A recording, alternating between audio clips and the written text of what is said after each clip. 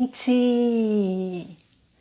Que vocês todos sejam bem-vindos e bem-vindas. Aqui é a revista digital Papo Bom e eu sou a jornalista Raquel Benini.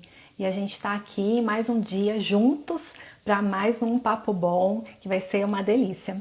Esse Papo Bom é a 19ª live da primeira temporada de Papo Bom. Nós estávamos nos programando para terminar na 20ª live, essa primeira temporada, mas as próximas entrevistadas, a Laura e a Maria Clara, elas não vão poder participar. Então hoje a gente vai estar encerrando a primeira temporada do Papo Bom com o Daniel, que é advogado, é homem gay, ele é nordestino e é preto. Ele colocou esses estereótipos para a gente marcar bastante essas questões, né, que acabam sendo bastante importantes, né, nesse debate que a gente vai fazer também da questão LGBT. E eu vou chamá-lo para a gente já começar essa conversa, que vai ser muito legal, vai ter muita informação e eu tenho certeza que vocês vão querer participar, fazer perguntas e tudo mais. Espera aí que eu já tô vendo ele aqui. Pronto, já vou chamá-lo. Tem muita enrolação. Vamos direto ao ponto hoje. Vamos ver se ele já vai aceitar. Um beijo para todo mundo que está acompanhando. Olá! Oi, gente! Nossa, que orgulho! Então eu vou encerrar a temporada, é isso, produção? Você vê que eu já entrei nervosa, né? Eu tava assim, me perdendo nas palavras, porque eu falei assim, gente, é um dia especial, não é? Porque Gente, é isso aqui, ó. É tremedeira. é a última live da temporada. Então, a pessoa já entra assim, tipo, ai, me perdidona, mas faz parte, é isso mesmo Uhum. e tudo mais. Ô Dan, primeira coisa, assim, muito obrigada por você ter aceito o convite.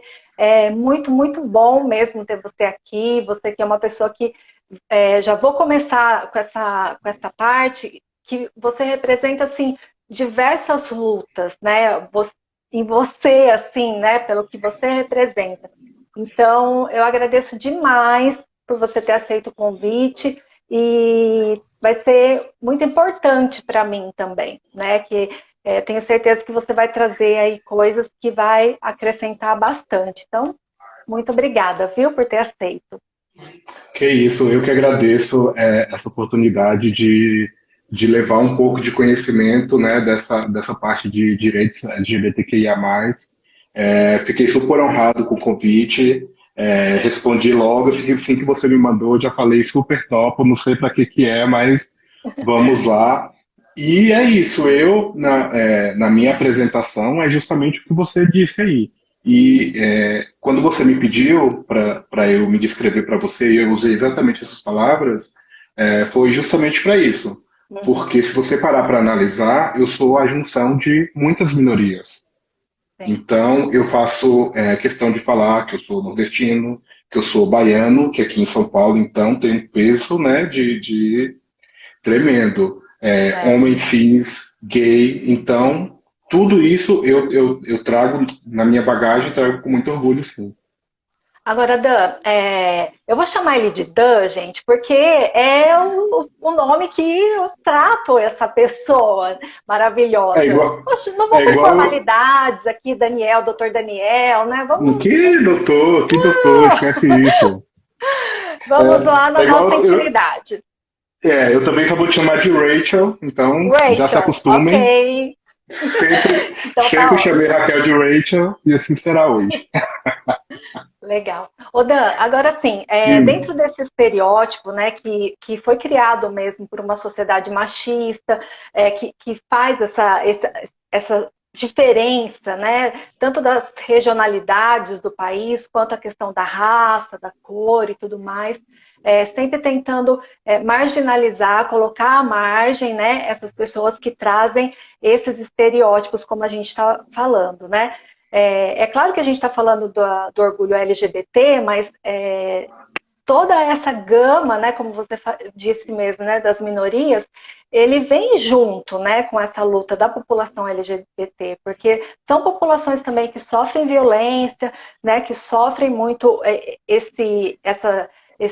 essa marginalização, assim vamos dizer, né, esse colocar à margem, né, e por isso que eu acho importante quando a gente consegue unir essas questões numa única fala, sabe? Porque eu não acho que as coisas elas acontecem, então é o segmento tal, é o segmento X, Uhum. Y, Z, né?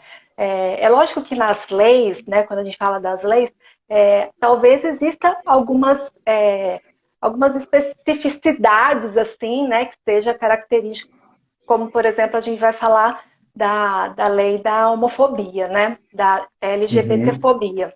Então, mas mesmo assim, né? São lutas de populações que sofrem muita discriminação e preconceito.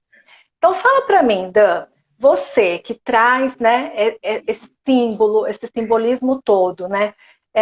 Uhum. Você sentiu muita discriminação, muito preconceito em diversas fases da sua vida? Quando isso aconteceu? E o que mais pesa, assim, para você, né? Que você sentiu que mais pesa?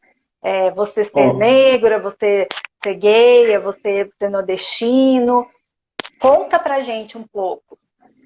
então, eu senti mais o peso, eu acho que quando eu vim para São Paulo, que eu me dei conta de que aqui o pessoal era mais, pegava mais nessa fase pegava mais nessa fase não, pegava mais neste ponto é coisa de baiano, ou então baiano preguiçoso.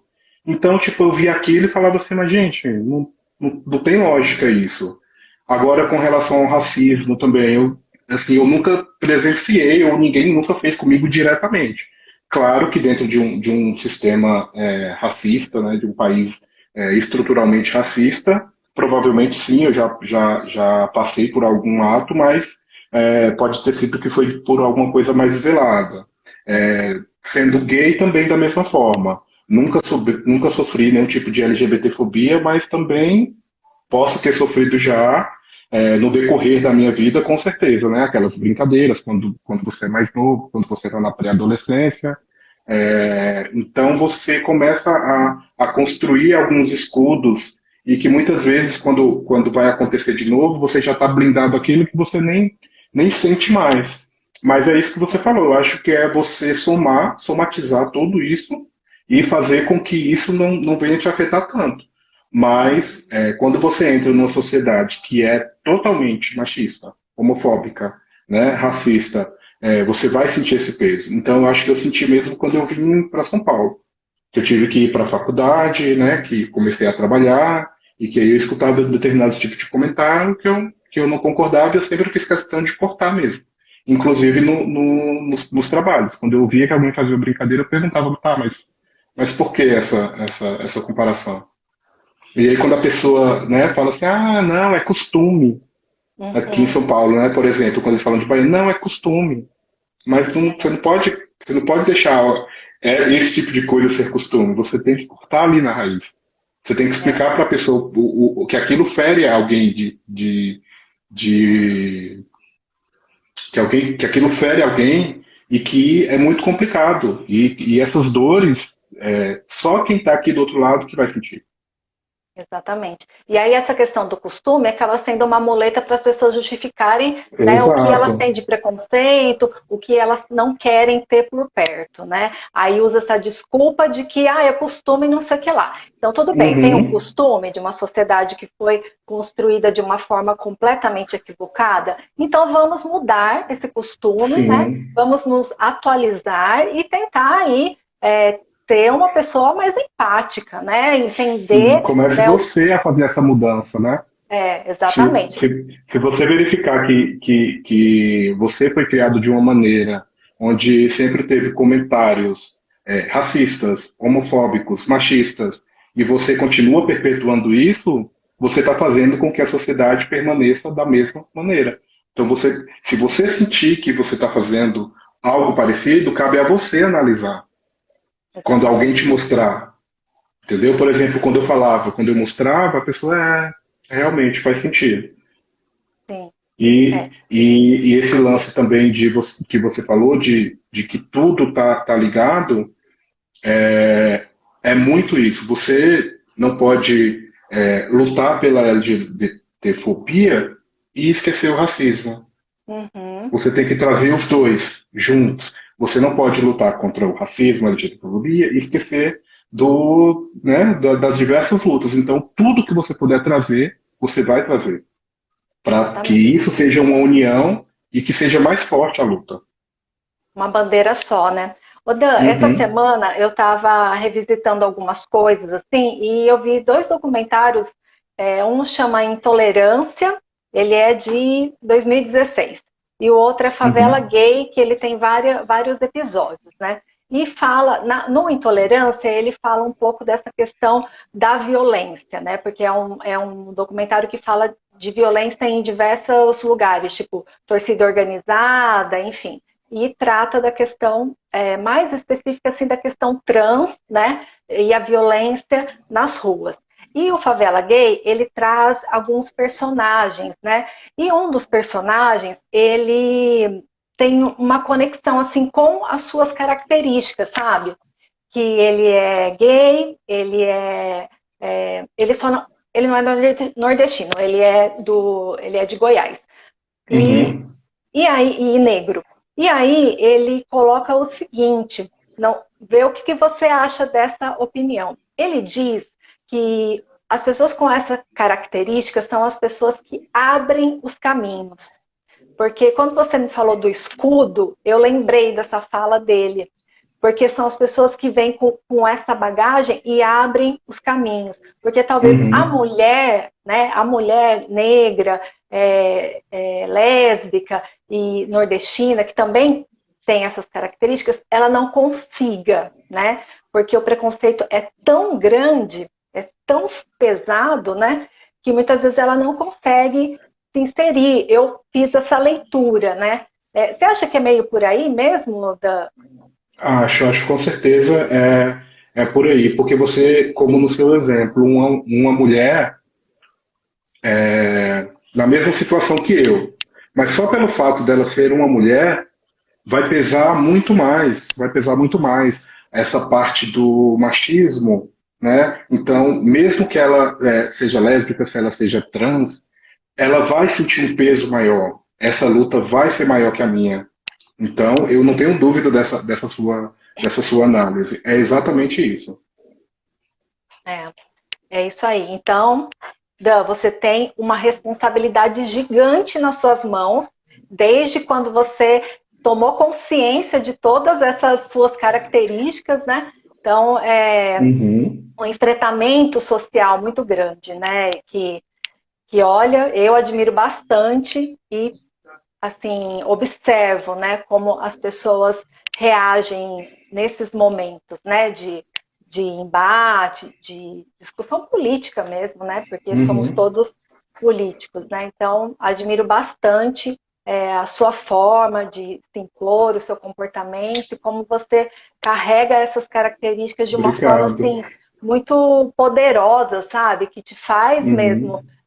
se impor naturalmente, não é uma coisa Sim. que é forçado. Então, maravilhoso. Enfim. O Dan, a gente conversou um pouco, né, essa semana sobre os Uhum. nossos temas e até para atualizar, assim, né, o pessoal com relação a essa questão da homossexualidade, né? Num primeiro momento, quando essa questão foi debatida, né? Na verdade, ela nem foi debatida, ela foi diagnosticada, né? Ela foi rotulada como uma doença, né? Um transtorno mental e tudo mais. E nesse processo, usava-se, né, a palavra homossexualismo como uma característica da doença, como o nome da doença, né? E isso meio Uhum. que se desfez, né? Traz um pouco para a gente o contexto dessa história e, assim, por que que não é mais legal ou melhor não usar Uhum. mais essa palavra? Então, para esse seu questionamento, a gente começa falando no ano. A gente começou isso em 1990, onde a OMS ela tirou justamente a classificação do homossexualismo, né, que era considerado um transtorno. Ela tirou da, da sua. Meu Deus, peraí. Faltou um nome mais técnico. Ela Do fez a CID, reversão do né? entendimento. É, Ela do fez essa CID reversão do lá. entendimento. É. Isso. Aí ela, quando ela tirou, então a homossexualidade passou a ser tratada como um comportamento sexual e não Uhum. mais como que Um transtorno. um transtorno que eles tinham que era algo mais voltado para o erotismo, né? Então esse Uhum. transtorno começou a ser retirado essa parte pejorativa de homossexualismo para homossexualidade justamente nessa data, que foi 17 de maio de 1990. Então tem 31 anos que isso aconteceu. Então, desde então, não se usa mais o homossexualismo quando você vai se referir a essas pessoas. Você tem que usar a homossexualidade, porque esse sufixo do ismo é sempre para patologias. Então, Uhum. isso caiu em desuso e é até errado mesmo você utilizar esse termo para falar dessas pessoas. Nossa, e eu fiquei bem chocada que o Uhum. tratamento que era usado, né, para as pessoas que se identificavam, né, e tinha alguma é, uma atitude, um comportamento, né, Sim, diferente, eles tinham tratamento de choque, de tortura, né? Então, assim, eram coisas muito violentas, né, que se é o que faziam com as pessoas. era, era o que era conhecido como psicoterapia, né? Que era muito evasivo para essas questões. Quando alguém se identificava LGBTQIA+, né, numa época mais para trás, se você for analisar, era daí para pior. Então, por exemplo, também, já deixando aí nesse nicho que você ia falar desses tratamentos, que muitas vezes eram tratamentos compulsórios, Uhum. contra a vontade das pessoas, existe uma técnica chamada trepanação. Não sei se você já chegou a ouvir falar sobre isso. Não. Essa técnica, para você ter uma noção, ela é uma técnica medieval. Então, ela chegou também a ser usada para tratamentos de pessoas que se identificavam, né, dentro da sigla LGBTQIA+. E esse tratamento consiste em quê? Essas pessoas elas achavam que a pessoa que era LGBTQIA+, ela tinha algum espírito, né, que era algo mais espiritual. E aí, Não. essa trepanação nada mais é do que abrir um furo no crânio da pessoa para esse espírito sair. É Meu claro que Deus. quase ninguém sobrevivia a essa técnica, né? Mas, para você ter uma noção, chegava nesse nível os tratamentos. E E aí a gente assim, fala. Vai, termina, Dan. né? E aí você analisa o quão cruel sempre foi, né? Sim. Esses tratamentos. E aí Os, a gente fala de 31 anos, né? Que é logo ali, né? É uma coisa muito recente, né? Quantas sim, pessoas, quantas vidas, né, foram perdidas por conta de um absurdo desse, né? isso, todos esses direitos que a gente vai falar aqui é de 30 para cá, 30 anos para cá, 31 anos. É tudo muito recente. É, você galgar esses direitos LGBTs está sendo um passo de cada vez, porque Sim. a sociedade ela resiste muito a essas leis que vêm a tentar nos favorecer ou só dar igualdade mesmo, que é o que a gente quer. Mas você vê que tem um impedimento muito grande e é tudo muito novo, como você falou, é de 31 anos essa decisão que tirou a homossexualidade desse rol de doenças.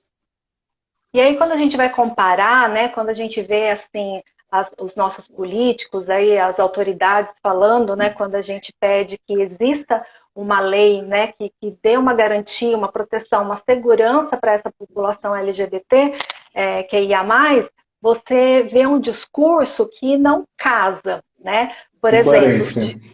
Não tem coerência. Por exemplo, dizendo que já existe uma lei que protege todo mundo e é igual para todo mundo. Agora, assim, Não. numa suposição, né? Uhum. Está andando na rua um casal hétero de mão dada, né? E está andando também um casal gay de mão dada. Qual é a probabilidade de um ou outro casal sofrer algum ataque, algum xingamento ou uma Uhum. violência, né? É só Isso você. é igual? Não, nunca foi igual. Nunca foi igual. E é só você analisar. E respondendo a sua pergunta antes de me adentrar um pouco mais, eu acho que é 100% de chances de um casal LGBT sofrer algum tipo de violência, seja ela física ou verbal. Porque você não vê, por exemplo, reportagens que um casal heterossexual foi retirado de algum local porque estava demonstrando carinho um pelo outro. Você não vê reportagens de casal heterossexual sendo ofendido simplesmente por ser quem é. Você não vê reportagem de casais heterossexuais levando um lâmpada na cara por estar de mãos dadas na Paulista. Então, assim, nesse tipo, a lei, com certeza, na escrita, ela é muito bonita de falar que todos são iguais, porém, na prática, a gente sabe que não é isso. Exatamente.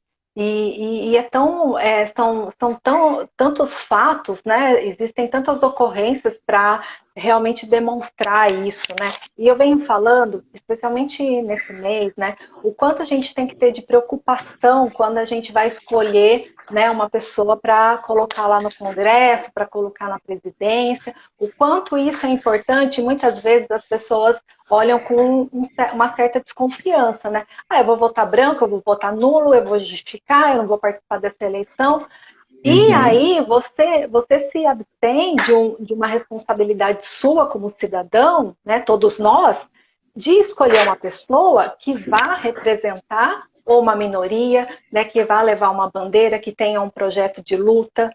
Porque há quantos anos se discute, se engaveta projetos de lei, né, de uhum. proteção às pessoas LGBTQIA+. Né? Exato. E o que acontece, né?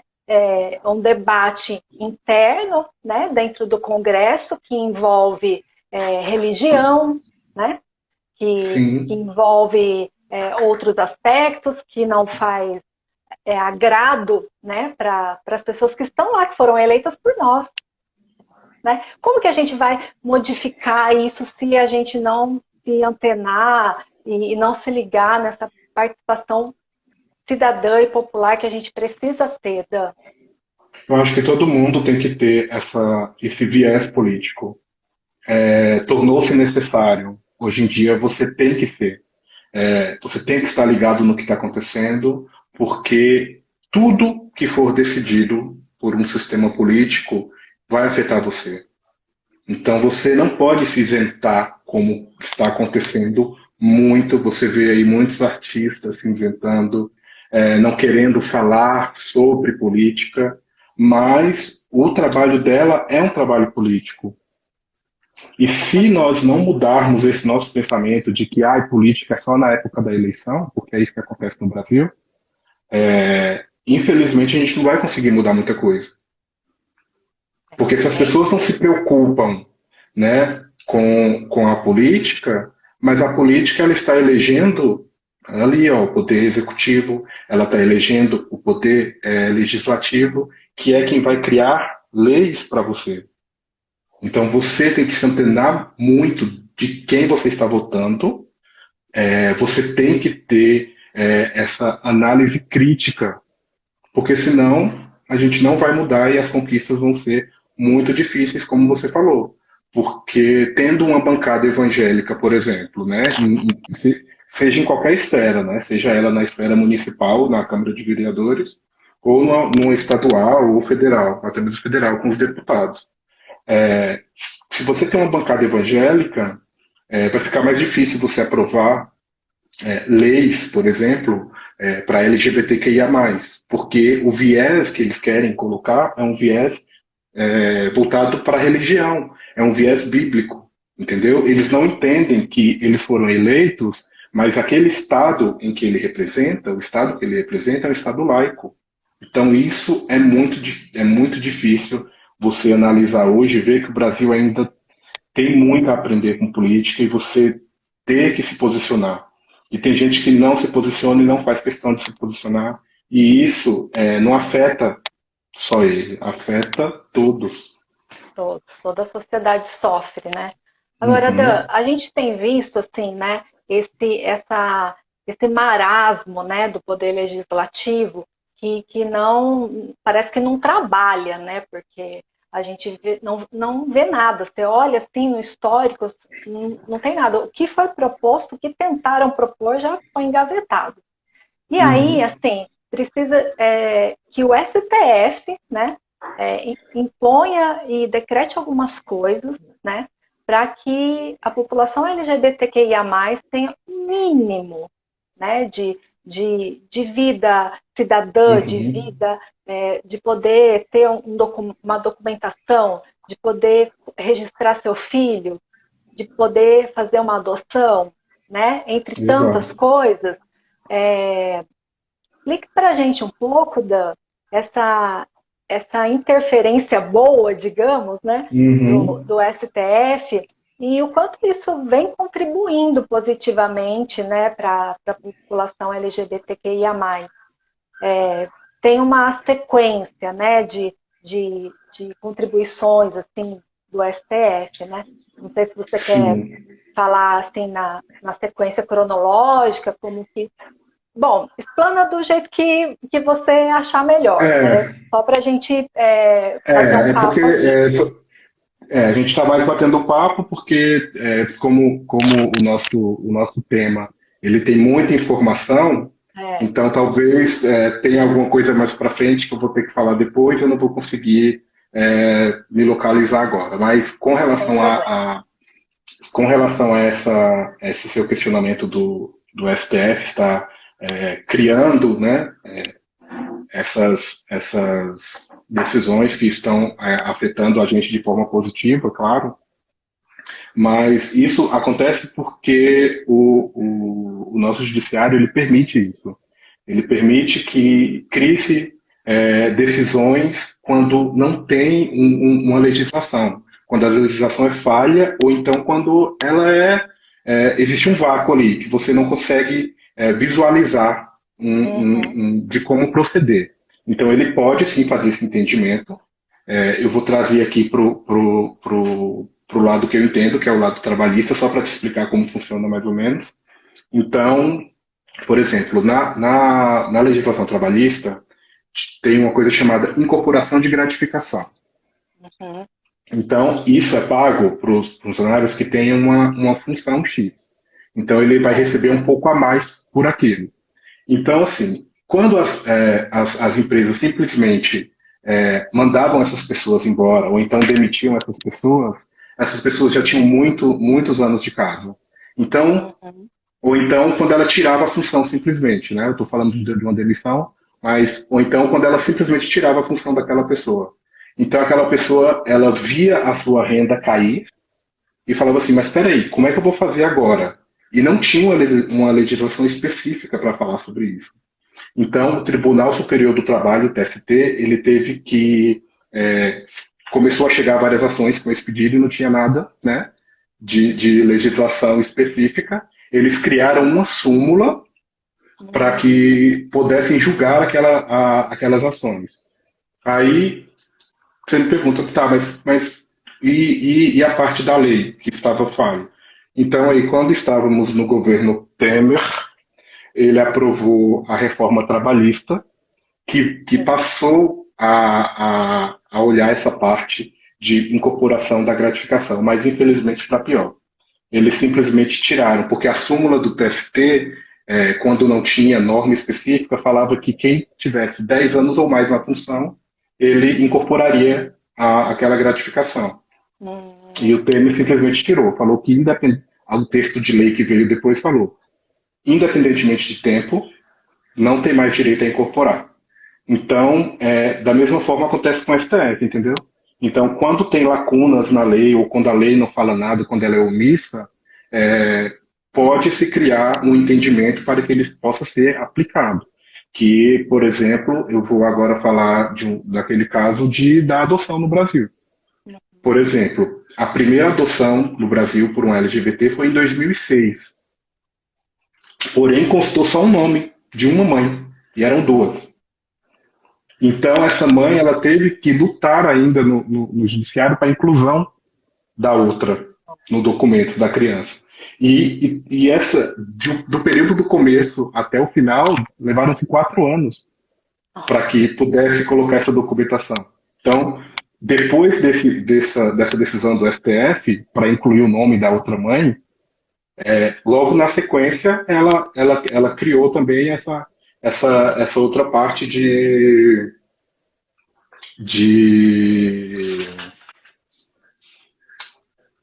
possibilidade, né, da pessoa ter, né, acesso, ser cidadã, dela poder, né, usufruir dos direitos que são para todos, né? Então, exato.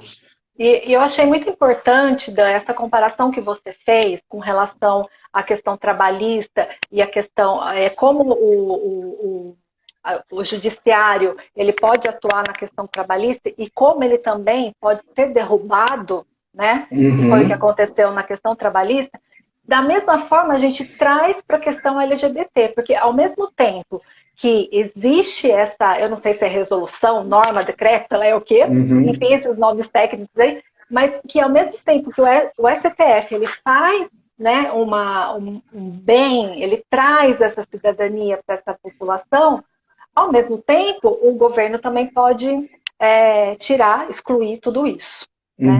Então, assim, é uma coisa que ainda não é oficial, né, Dan? Não tem uma lei assim, que fala, é só digamos assim, uma muleta, muito boa, por sinal, né? Mas que ainda assim, né, deixa as pessoas ainda frágeis, ainda, né, não é uma garantia plena, né? Porque precisou do STF para reconhecer a união estável, né, das pessoas de mesmo sexo que conviviam juntos, justamente pela falta de normativa, né, pela falta de lei aí. E então eu sempre penso positivo, né? Eu prefiro acreditar que a gente não vai regredir na questão de direitos, e assim eu espero. Porém, a gente nunca sabe, né? A gente sabe em qual país a gente mora, a gente sabe quem é que faz parte do legislativo. Então, pode ser que venha alguma lei que venha a tirar uma dessas conquistas, mas aí também, se isso acontecer, a gente pode também ajuizar ações tentando mostrar a inconstitucionalidade dessas leis que vierem a ser aprovadas se forem em malefício, né? Porque eu acho que o que a gente precisa mesmo é de um compromisso mesmo, de um parlamentar que fala, olha, eu vou chegar e eu vou conseguir, eu vou conversar com os meus pares, eu vou convencer para que essas leis elas passem a existir, a serem aprovadas e tudo mais. Porque sempre vai ficar nessa gangorra, né? E até mesmo a gente viu que em 2018, 2019, muitas pessoas, né, resolveram se casar, registrar, né, o casamento, a união, transformar a união estável em casamento, converter. E também casar, né, por conta da mudança de governo, né, com medo de que entrando aí um governo que se declara abertamente homofóbico, pudesse mudar tudo isso, né? Então as pessoas correram para organizar a vida, né? E é um pouco aqui do que, olha, gente, a gente está vendo todas as mensagens. Deixa eu falar aqui que todo mundo está escrevendo, a gente está vendo tudo aqui, mas a gente tem tanta coisa para falar que eu acho que a nossa hora não vai. Mas enfim, é um pouco. A gente está falando e respirando e falando e tal, e as pessoas estão comentando, eu estou vendo, é muito bom que vocês comentem, eu já vi muito aqui fora Bolsonaro, que a gente assina embaixo, e, né, e a gente vai falar disso também, mas enfim, perdi minha linha de Peraí, raciocínio. deixa eu ligá-la então. Você estava falando Vai. justamente que as pessoas correram para fazer Sim. essa união, converter essa união em casamento. E eu acho isso de extrema importância.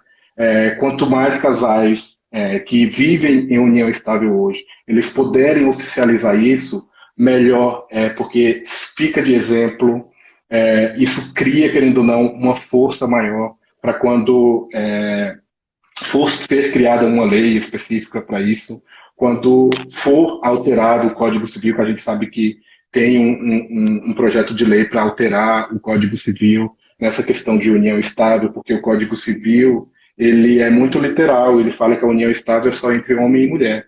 E essa lei quer alterar justamente para a união entre duas pessoas. Então, quanto mais pessoas que vivem hoje nessa situação puderem oficializar, isso tem um peso maior lá na frente. Na hora que essas pessoas forem fazer essa lei, eles vão ter que analisar esses dados, de quantas pessoas já estão em união estável, quantas pessoas já se casaram, e que não vivem mais nessa clandestinidade, né? Porque as pessoas praticamente viviam numa clandestinidade.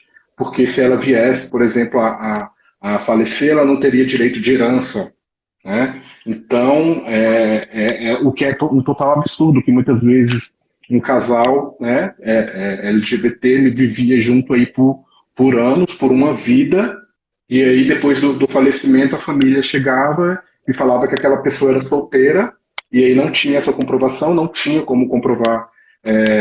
Na realidade até tinha, né, porque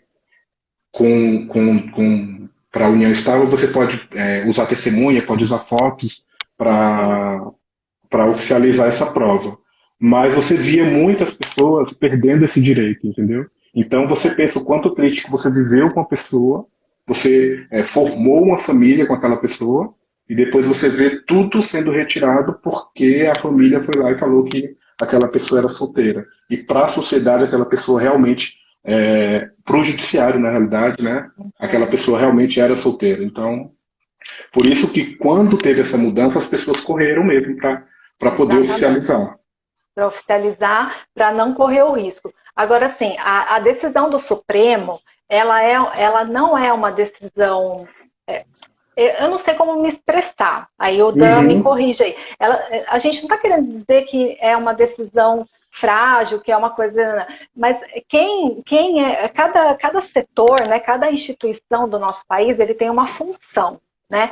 A cada função poder. de, a função de raiz, assim, do legislativo, né, é fazer leis. Não é a função do nosso Supremo Tribunal Federal, né, fazer leis. Exato. Então, assim, como a origem do legislativo é essa função é deles, que não fazem, Sim, né? Por isso que a gente fala, né, que isso pode ser derrubado, mas também não é assim, né? Tipo, sim. a questão do trabalhista ficou em discussão muito tempo, né? Exato. Não é também uma coisa Não tão é do dia para a frágil assim. noite. É Não isso. é do dia para a noite, até mesmo porque qualquer projeto de lei, independente de qual seja o tema, ele demora muito para ser aprovado. Ele depende de quórum, entendeu? E cada instância, em cada parte, o quórum é diferente. Então tem que ter maioria naquelas votações. Então não é tão simples aprovar um projeto de lei. Sim, Então, por isso que essas decisões que o STF trouxe para nos favorecer, elas não são tão frágeis assim, sim, porque exatamente. porque não vai ser tão fácil também criar uma lei que venha derrubar esse entendimento do STF. Sim. Agora, Dan, então, a partir disso, a gente começou a ter, assim, uma questão da cidadania, né, mas um acesso, né, a ter uma família, né, a poder ter filhos e registrar no nome ou de dois pais ou de duas mães, seja de qual forma for, se é uma adoção, se vai fazer um procedimento de inseminação, de barriga de aluguel, enfim. Passa a ter acesso, né, a esses direitos, o que é muito importante, né? E aí ficam lacunas ainda, claro, né? Porque Nossa, tem tá muitas falhando aí, cara. coisas, né? Tá falhando? Tá falhando Tá. ainda? Tá? Não, agora melhorou. eu estava falando que ainda tem muitas lacunas, né? Ainda faltam muitas coisas para essa população realmente poder garantir a sua cidadania, né? E, recentemente, a gente teve também a questão da lei da LGBTfobia, né? Que ela foi... explica para mim, Dan, ela foi juntada, Equiparada, na equiparada, tá? realidade, a LGBTfobia, ela foi equiparada ao crime de racismo. Ou seja, quem praticar a LGBTfobia vai ser enquadrado nos mesmos quadros do racismo. Então, basicamente, é você pegar aquela norma já existente e falar, se você cometer isso daqui, é isso daqui que você vai ter. São essas as consequências, entendeu? Então, é dentro da mesma do racismo. Então, são as mesmas penas. Basicamente, seria isso, essa equiparação. Na verdade, é mais uma muleta, né, que o STF aí usa para poder dar uma certa proteção. Agora, a lei do racismo, né, a lei contra o racismo, ela funciona? A gente vê ela. Então esse tema, ele é muito uma linha que depois ela se ramifica e aí você tem que parar para pensar. Por exemplo, você acabou de me perguntar, funciona essa lei do racismo? O Brasil é um dos países mais racistas que existe. Então, o que acontece quando tem uma lei que criminaliza isso? Na realidade, as pessoas continuam a praticar racismo, mas elas muitas vezes fazem de uma forma velada, muitas vezes é escancarado, claro, tem pessoa escrota para tudo, mas na maioria das vezes é velada, então você não vai ver isso diretamente. Mas é preciso ter essa lei. Eu preciso ter essa lei quando eu precisar, eu saber que ela está lá para me amparar. Entendeu? Mesmo. Então, assim, lógico que você vai olhar e vai falar assim, mas não vai funcionar. Pode até não funcionar na prática. Mas quando eu for procurar, eu quero ter essa lei. Sim, com certeza. Da mesma forma, na Constituição é proibido o trabalho análogo à escravidão, é proibido o trabalho infantil. Nossa Constituição proíbe tudo isso. Aí eu te pergunto, parou de existir? É engraçado, né? Porque o Brasil é tão avançado numa questão técnica, né, de leis, só que ele tem dificuldade de colocar as leis em prática, né? A gente tem uma certa dificuldade com isso, né? E aí começam a entrar todas aquelas questões de privilégios, né? E aí fica tudo muito pior, né? Tudo muito pior. A gente acaba vendo situações como essa que apareceu do menino que comprou a bicicleta eletrônica lá no site, né? E aí ele acaba sendo investigado pela polícia, ao invés do casal que acusou ele de ter roubado a bicicleta, né? Então tudo vira assim numa forma absurda, né? Exato. E se um caso desse, por exemplo, esse caso pelo menos foi noticiado, né? Teve notoriedade. E quantos casos não acontecem por dia que não é notificado? Quantos casos, né, pelo Brasil não estão acontecendo? Um racismo, né, uma LGBTfobia, um machismo. Assim, todos os dias acontecem, e de formas até piores que aquilo dali. Então é isso que você falou. O Brasil ele tem uma dificuldade de entender que aquilo é proibido. Por quê? Porque cai nesse ramo do privilégio que você falou. As pessoas que são privilegiadas, elas não querem abrir mão de nada. Elas querem continuar sendo quem elas são. Mesmo que isso seja, que ela seja considerada racista, que ela seja considerada homofóbica, que ela seja considerada machista. Ela quer continuar com esses privilégios. Ela quer ter essa opção de ser. É um absurdo, mas é isso. E aí, né, eu até vi o comentário aqui, acho que é do Danilo, se eu não me engano, falando que os dois estão sendo investigados, né? Ok, os dois estão sendo investigados, acho que é o comprador, né?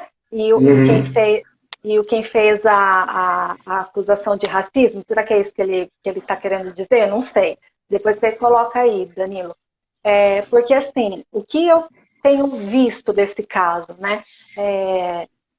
Acho que você tem que investigar a raiz do problema, né? Se a bicicleta foi furtada e ela está sendo vendida na internet, quem está fazendo essa intermediação, né? Quem Uhum. praticou esse roubo, né? O menino comprou a bicicleta, tem nota, tá errado, né? Uhum. Muitas pessoas fazem isso, né? Aqui no país, infelizmente. Mas ele não Exato. sabia que a bicicleta era roubada. Enfim, eu acho que são tantos detalhes, né, dentro dessa discussão judicial, assim, que é tudo Sim. uma questão de interpretação, muitas vezes, né? É, Acaba é não. uma, é uma questão de interpretação, é uma questão dessa parte probatória, né, que todo processo tem. Então, e é algo que demanda e vai demorar bastante por coisas que poderiam ser mais simples, mas que você sabe que quando chegar ali no judiciário vai ter esse entrave, vai ter essa barreira que vai dificultar e até o caso se resolver especificamente, o Brasil já esqueceu esse caso aí e já até aconteceu outro. Sim. Uma coisa que a Juliana está citando aqui, que é a questão do poder, né, da internet, do celular, que hoje as pessoas filmam tudo, né? Isso Uhum, acaba sendo também um ponto importante na hora que você vai levar um caso para ser julgado. Essas questões, elas são consideradas, né, como provas, são. como... Então, eu vou chamar um pouco a Mari para vir aqui com a gente, porque ela quer participar.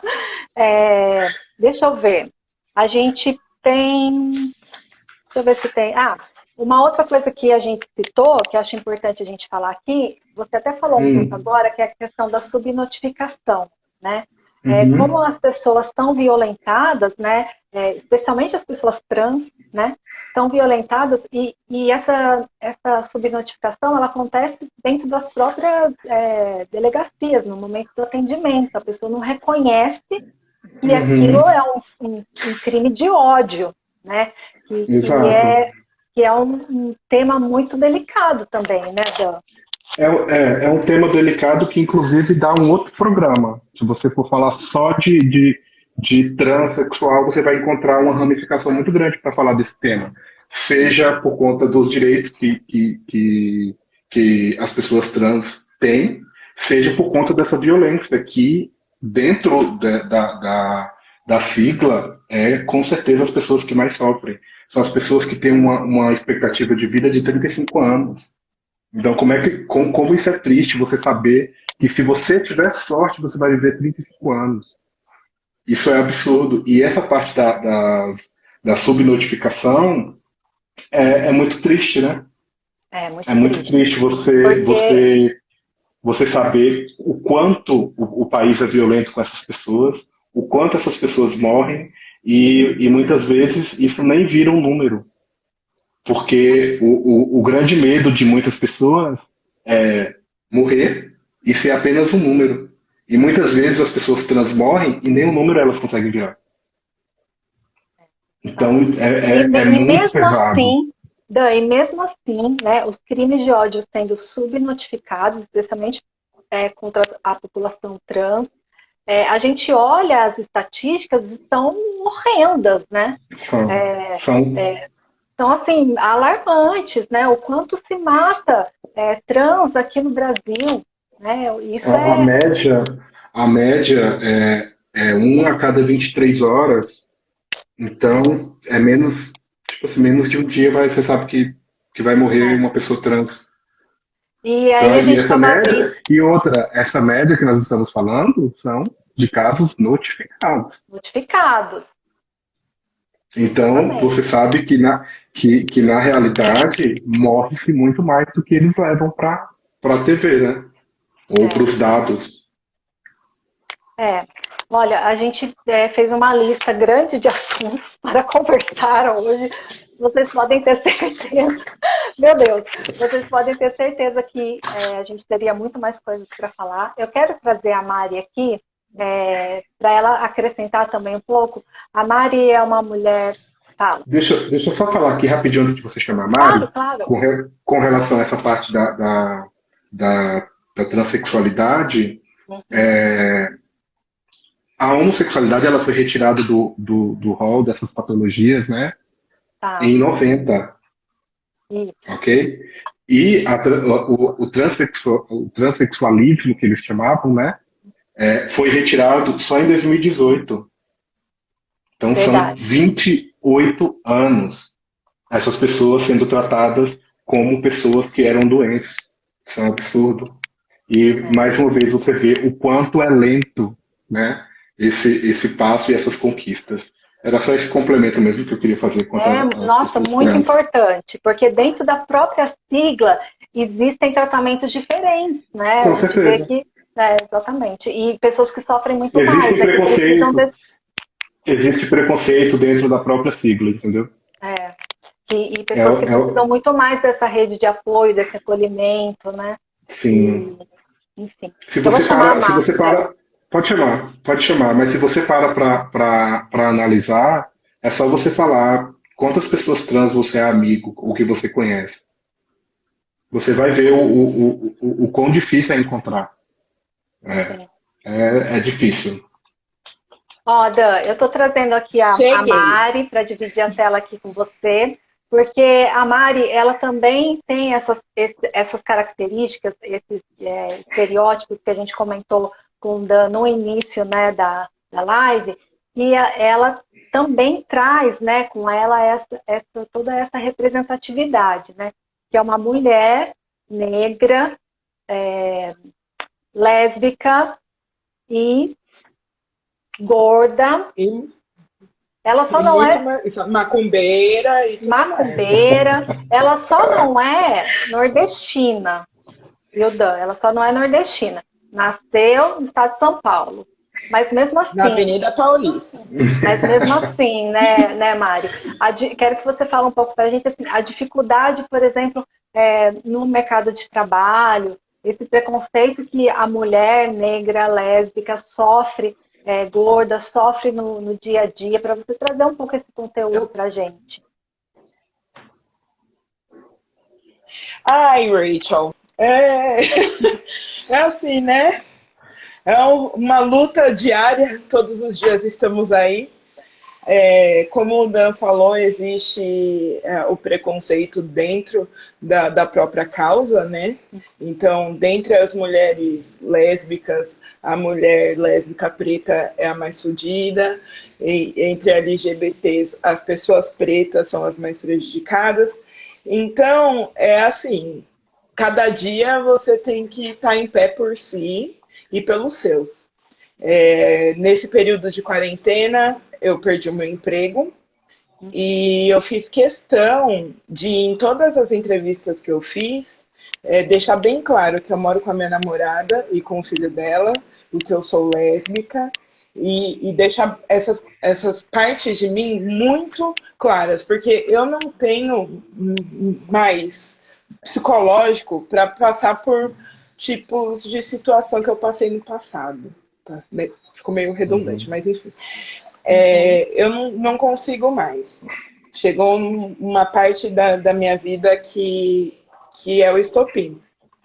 E é muito feliz quando eu chego num lugar, num espaço de trabalho, que eu tinha, por exemplo, o Daniel, né, que a gente trabalhou junto e tal, porque não era só eu, né? Enquanto o Daniel já era assumidamente gay, eu fui me assumir tardiamente, né? Fui me entender tardiamente. E eu tinha o Daniel como referência. E bonitinho. Ai, gente, eu amo tanto vocês que eu quero que a pandemia acabe agora pra gente correr no bar tomar uma cerveja. Não Vamos, bebo vamos. mais, mas eu vou acompanhar vocês. E Tá aí bom. é isso, sabe? A Uhum. gente, hoje em dia, eu tenho a possibilidade de escolher algumas coisas que eu quero passar ou não. Porque eu sei que o racismo tá aí, a gente vive todo dia, a LGBTfobia tá aí todo dia, sempre. Gordofobia, então, né? Olhou para mim e já soltar um comentário. Mas tem coisas que eu falo, não vale a pena. Sim. Com certeza, Mari. E aí, E isso é tão, assim, trazer o Dan e a Mari é tão simbólico, sabe? Porque eles têm essa representatividade tão forte, tão potente, tão marcante, e são pessoas que lidam, né, com essas questões de uma forma politizada, né?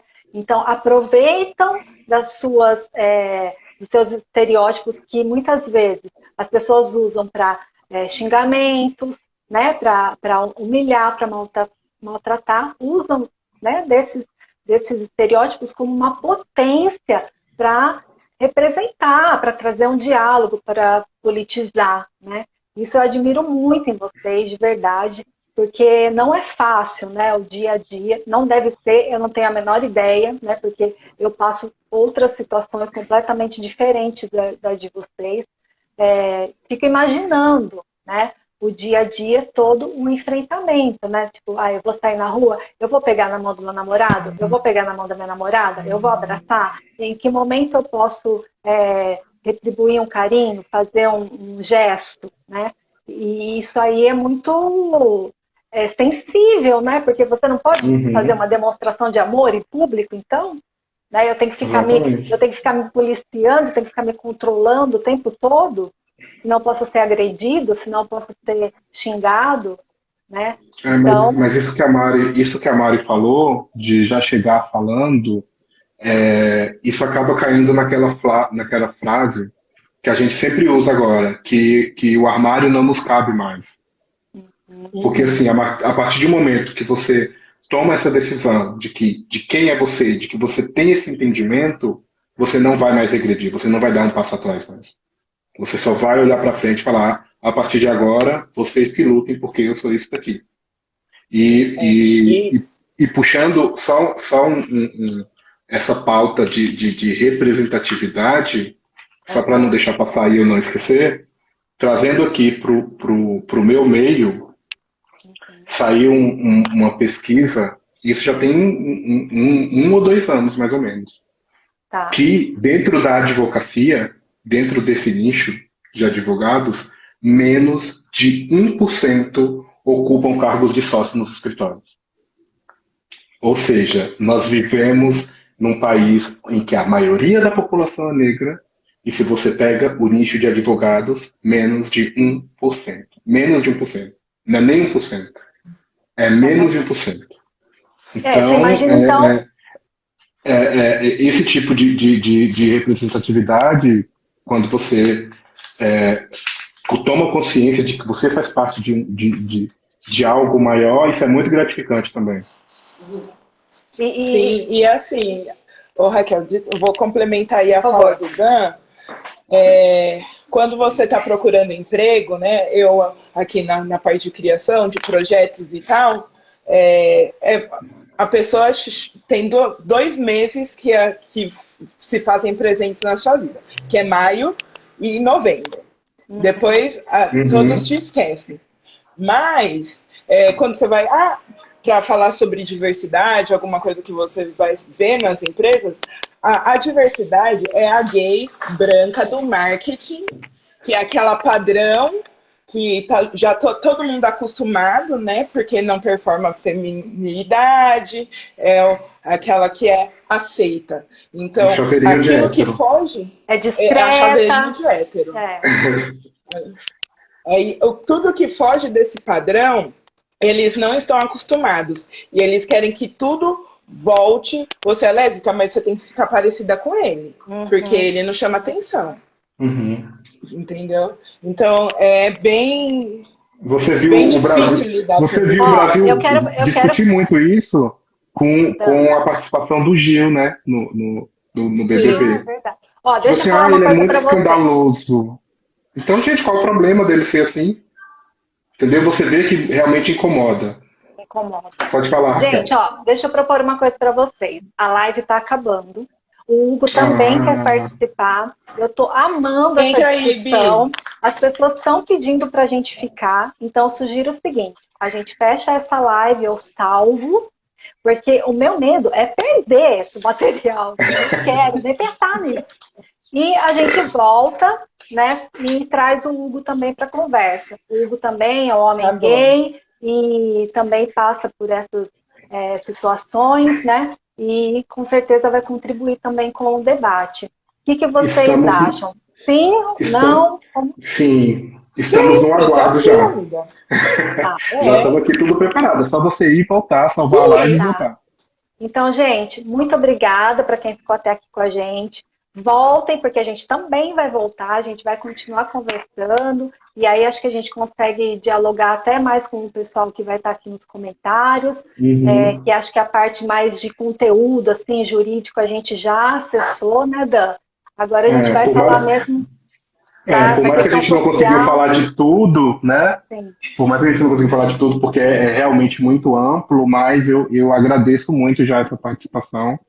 É muito importante esse espaço para trazer esse tipo de informação, porque por mais que não pareça, ainda é preciso falar sobre, é preciso demonstrar onde a sociedade erra com a gente, seja por qual motivo for, seja independentemente de qual parte da minoria você pertence, você tem que fazer a sociedade entender que você é uma pessoa como ela e você é igual. E a sociedade tem que fazer você ser igual. Então a gente tem que trazer sim esse tipo de conteúdo para fazer a sociedade entender que somos simplesmente iguais. A gente não quer ser melhor, a gente não quer ser superior, a gente quer igualdade. Só isso. Então eu agradeço muito esse Nossa, eu que espaço aqui para a gente agradeço, falar. viu? A gente vai voltar, então, para um outro debate, um debate mais social. Tá? Quem quiser voltar com a gente, volta também. Muito obrigada, Dan, Mari. Beijo, gente. Até daqui a pouco. Beijo. Tchau. Tchau.